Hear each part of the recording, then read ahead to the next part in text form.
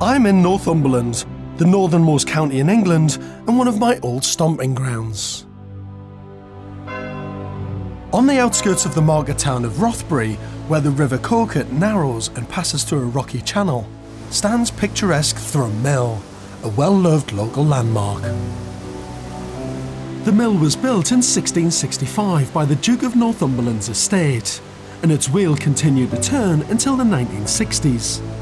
This Grade 2 listed but forgotten gem was eventually bought in 2008 by shoe shop owner Dave Headley and his wife Margaret for £245,000. Their dream is to restore Thrum Mill and turn it into a family home for them and their 2 grown-up children.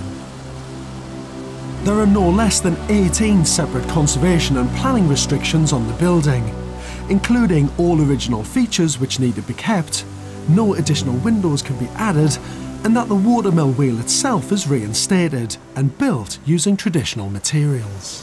Our friends all know we're crazy, full on crazy. No normal people would buy the mill. Crazy romantics.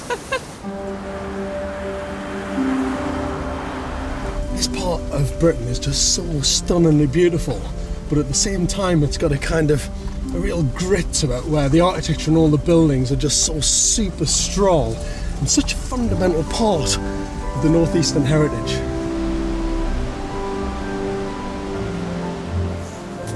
Oh, look at that, what a fantastic building.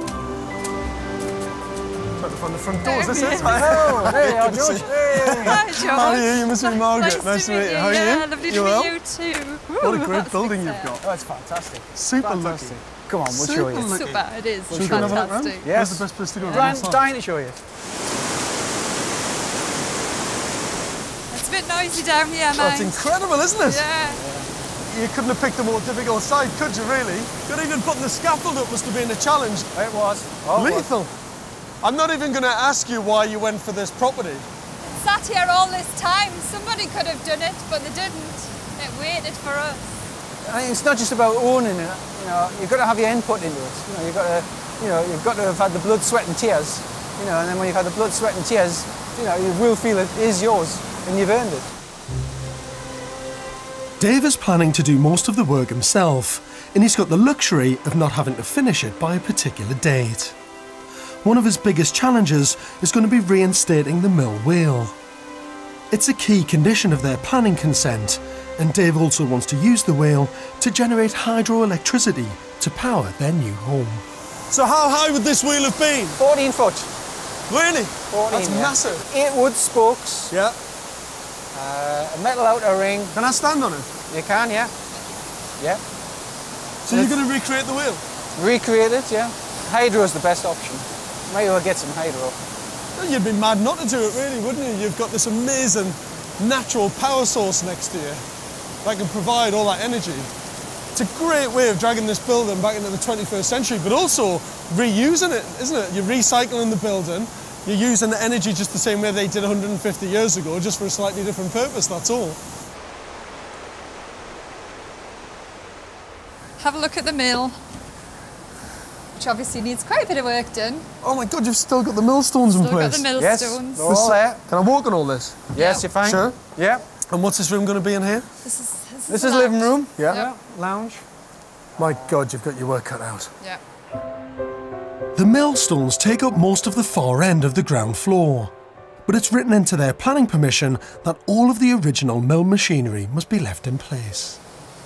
Well, that's the challenge. You've got to make all these, you know, artifacts work for themselves. You know, they've got to be unique room features.